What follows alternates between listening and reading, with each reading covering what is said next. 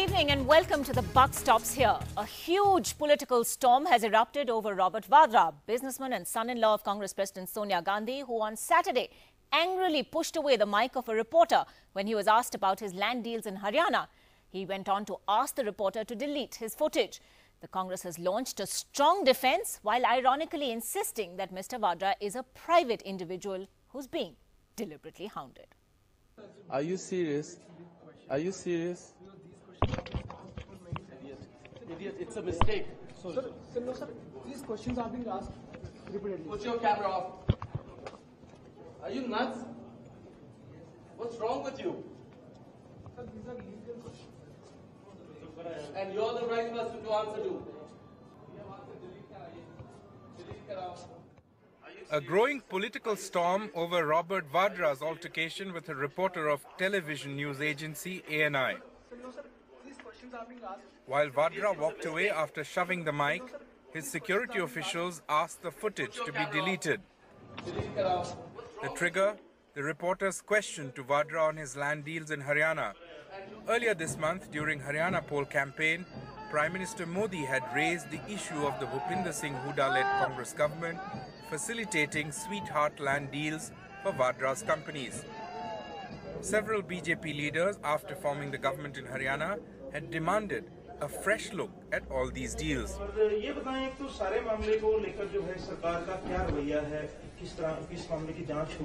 ये जो बातें आप लोग पूछ रहे हैं ये सब रूटीन में एक कानून व्यवस्था के विषय हैं इसमें हमको कोई बहुत कुछ करना ऐसा नहीं है ये कानून अपना काम करेगा. Are you all very short of news these days? The behavior of Mr. Robert Vadra in dealing with a media person is uncalled for. As the controversy is turning out to be another embarrassment for the Congress, party chief was seen visiting her daughter's residence. Soon after, the party issued a strong statement, quoting a Supreme Court observation about how an individual's reputation should not be targeted because of his association with a political family. But is the Congress tying itself in knots? It even raked up the example of Narendra Modi, defeating its own logic about the distinction between a politician and a private individual. Shri Narendra Modi had thrown the mic and had walked out of a prefixed interview with Shri Karan Thapar when questioned on Gujarat riots. But not everyone towed the party line. See, we must also remember it's not easy for every private individual to handle the media, especially when they are asking questions and questions that could be intrusive. But having said that, we are all ultimately public figures and we live in the same society, and it's, I think, important that we remain civil. Information and Broadcasting Minister Prakash Javadekar has even hinted at the possibility of action if the news agency files an official complaint. हमारे पास कोई शिकायत आती है तो उस पर निश्चित हम विचार करेंगे. I'm told that the agreement was that questions will only be asked about the facilities of gym in Ashoka. What was the reason to breach that agreement? Even though the Congress described Robert Vadra, Sonia Gandhi's son-in-law, as a private citizen and also strongly defended his right to privacy, one thing is clear. The Congress party could have very well lived without yet another controversy surrounding Mr. Vadra. In New Delhi, Sandeep Phukan, NDTV. Well, the Congress party has refused to send a representative to this debate tonight, but they have issued a strong statement in support of Robert Vadra, which says, among other things, Robert Vadra is neither in public life nor holds any public office. Unpleasantness of repeatedly asking questions at private functions must end. So we're going to take up those points that the Congress statement today goes into. But joining us on this discussion tonight is political analyst Tehseen Poonawala, who is in fact going to reiterate some of those points that have been made by the Congress. Smita Prakash, editor-in-chief of the ANI. It was her journalist who was, in a sense, intimidated, if we can call it that, by Mr. Vadra and the security guards who were at that event. And she will tell us in detail exactly what transpired, though, of course, the visuals that you have seen also make things very clear. Joining us from the BJP tonight, Shaina NC. But Tehseen Poonawalla, let me begin with you. If Vadra is a private citizen, as the Congress claims, why then do you think the entire party is coming to his defense in such a strong way, going so far as to issue this statement that also seems to be tying up the party in knots, which on the one hand talks about Mr. Vadra as a private individual with his right to privacy, but in the same breath talks about Narendra Modi when he was Gujarat Chief Minister walking out of an interview? That's an excellent question, and but like I said, I'm not a member of the Congress, nor do I speak for the Congress.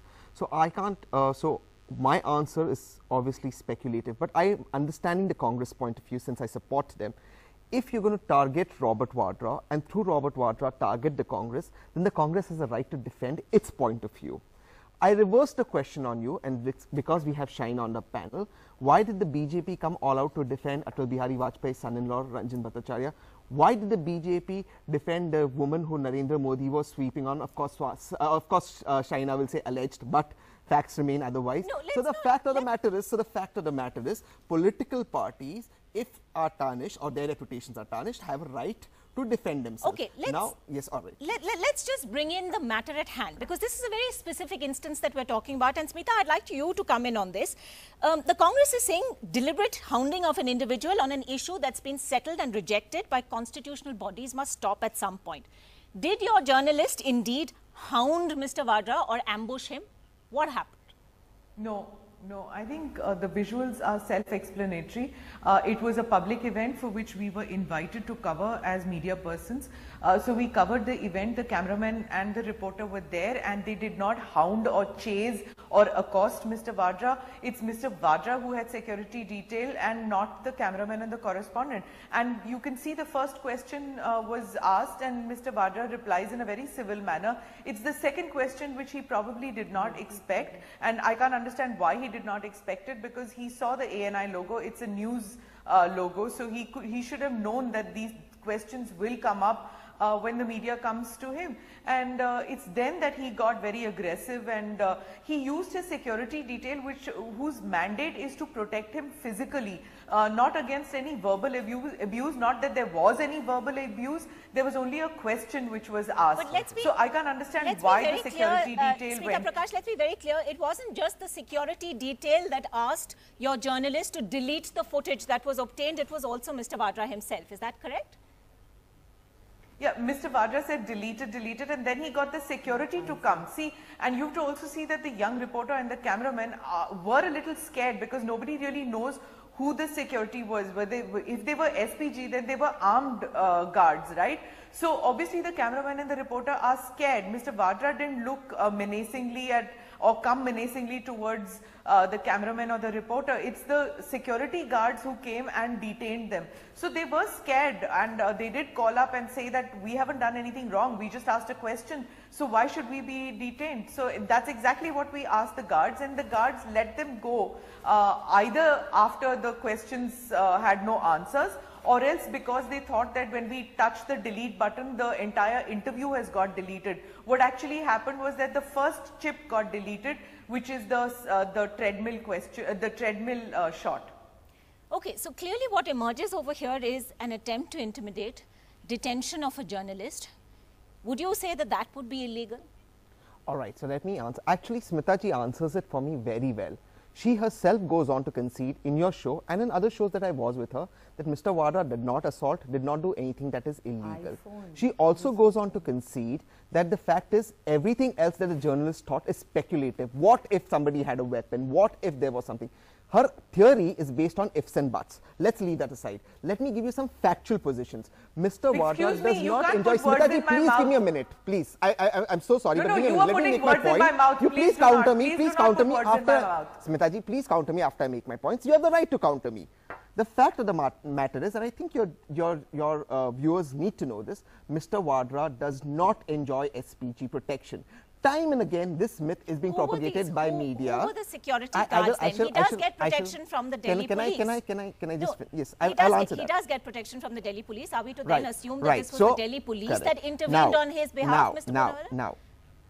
Listen, Mr. Vadra has made his statement. I'm not speaking for Mr. Vadra or the Congress. I'm giving another perspective. The fact of the matter here is very clear.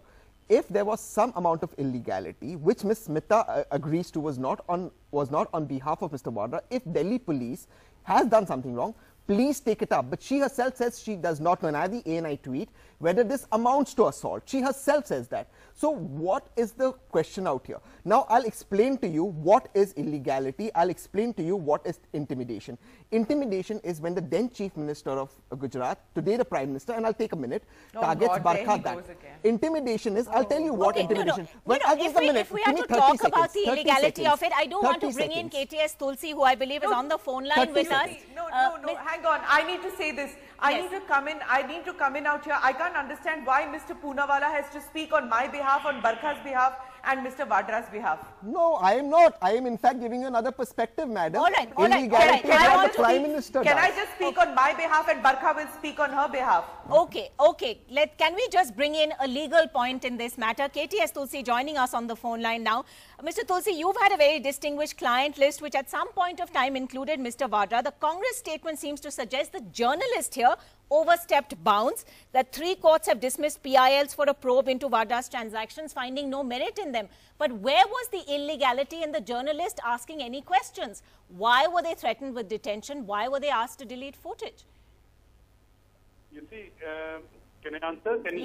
Yes, we can hear you, sir. Go ahead. The question is that the Constitution gives every person who is being accused of a crime the right of silence. And that's the illegality journalist is committing. Not even a judge can force a person suspected of a crime to answer a question. He has a right of silence, absolute silence, and this is the most precious right of the citizen.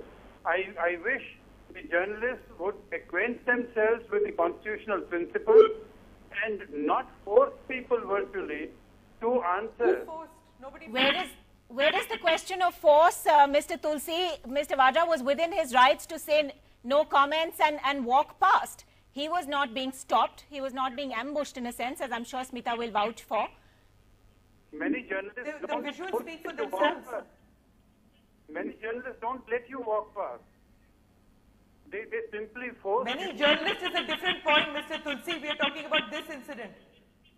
I don't know this incident. I wasn't present there. I'm talking. I don't understand how you're in a debate and you don't know about the incident. Well, I don't know the incident. I wasn't present. I'm not. There are different versions going around. I don't know. Are you seeing the visual? Pardon me? Are you seeing the visual, Mr. Tulsi? Can you see that there's no way that my reporter has caught hold of Mr. Vadra by the collar and saying, you better answer, otherwise I'm not letting you go from here. Did you see anything of coercion of that sort? I haven't seen the visuals. I've been traveling all day. I'm being... So I don't understand. You come on a debate without seeing the story. Smita, if I can have a word. Mr. Tulsi, the broader question is that a reporter can surely ask questions. That's every reporter's job. They're armed with cameras and perhaps a pen, not armed security as in this case. So where was the illegality in a journalist doing his job? The illegality is that the journalist is forcing someone to answer a question and you are drawing adverse inference on his refusal to answer. You cannot draw an adverse inference. In fact, the law, the Constitution goes to the extent that if you refuse to answer, even the court will not draw an adverse inference. And it's a pity that the media doesn't want to educate itself about the most fundamental constitutional principles. You think that you can ridicule everybody. Well, it's not a question of ridiculing anybody at all. I think the media does have a right to keep asking questions. Yes, Shaina, come in. You can't be making fun of people. You can't be... Where is the question of making fun, sir? You're digressing from the subject matter at hand. Shaina, you wanted to come in. Go ahead. You know, I'm amazed to hear argument after argument. Let's please understand that we have a free and fair media in this country, and they are entitled to ask questions which may be in public interest, which may be sometimes questionable, but it is the fourth estate and we need to respect that. Now, coming to this incident, Mr. Vadra had a simple defense. He could have just said no comment and walked away. But his response to suggest and say, are you nuts? Are you serious? Who are you to ask me? then to ask his SPG, which is clearly there for his protection, but to tell him that delete all this footage in itself shows you that he stands totally exposed. If I may just come in for a moment, it's a matter. I don't think it was SPG security, but he does get Delhi police security. Just a second, Shaina. I'm very sorry to interrupt you. It is a matter of fact. He does not enjoy SPG, and this is the propaganda and the myth that the BJP spreads. I have told this to Shaina 10 times over the morning. I bring you back to my question. Yes. Now I want to answer. Was this Delhi police security? I would like to answer my point, Ankita, because I was very conveniently stopped. Sorry, Shaina, please complete. Then I'd like. Then you have this whole Congress top leadership, spokespersons, sympathizers, all of whom come on national television only to protect him. If Mr. Vadra did something which the whole world has seen through this electronic footage, which is wrong, the least he should have done is just apologized and said, yes, I've made a mistake. But then to come up with these frivolous excuses to say he doesn't know what ANI is, he doesn't know about news agencies, he didn't know that this was a reporter, please, come on. And this kind of psychophancy. Okay, I just want to add something time and again by the Congress party. There are serious allegations about his land dealings in Haryana, which have to be investigated, and the truth will come up through the process of law. But the point is, a journalist is entitled to ask whatever he or she chooses to. Now, is the Congress itself divided on the matter? We heard Sandeep Dixit say very tellingly today, I have already said an attempt should be made to reach out and assuage the hurt of the reporter concerned. Isn't the Congress itself speaking in two voices? Speaking as a political analyst, what would you say to a Digvijay Singh saying there was an agreement, a prior agreement that he would only be asked questions about the event he was attending? Smita, perhaps you can shed some light on that. Was there any such There was no agreement. Absolutely not. This is misinformation, disinformation.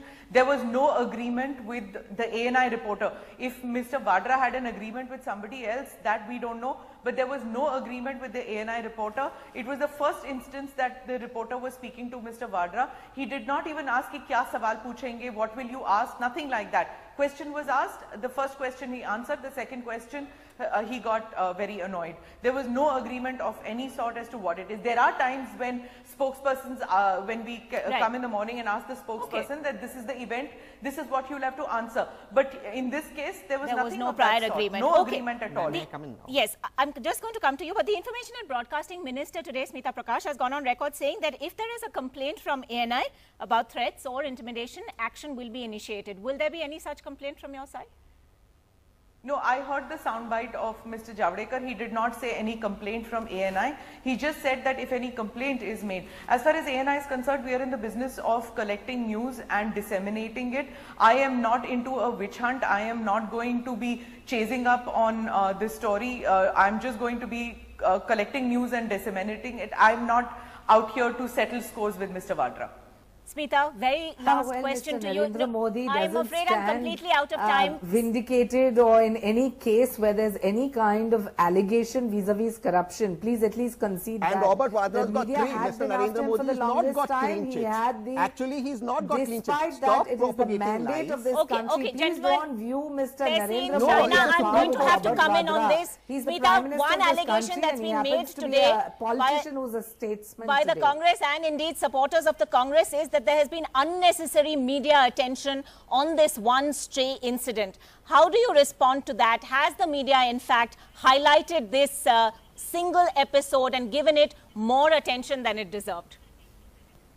One, I can't speak on behalf of all of the media, and being a news agency, I don't have control over any media other than the footage, unedited footage which I put out from an agency. So, but I can certainly say this, that anybody can figure this out, that had Mr. Vadra just come out in the morning and said that I made a mistake in what I did, I took a wrong call and I had no malified intention, it would have probably not played all day long and all night long. So just a simple apology perhaps would have sufficed. Tehseen Poonawala, Shaina NC, Smita Prakash, thank you for joining us on this discussion tonight.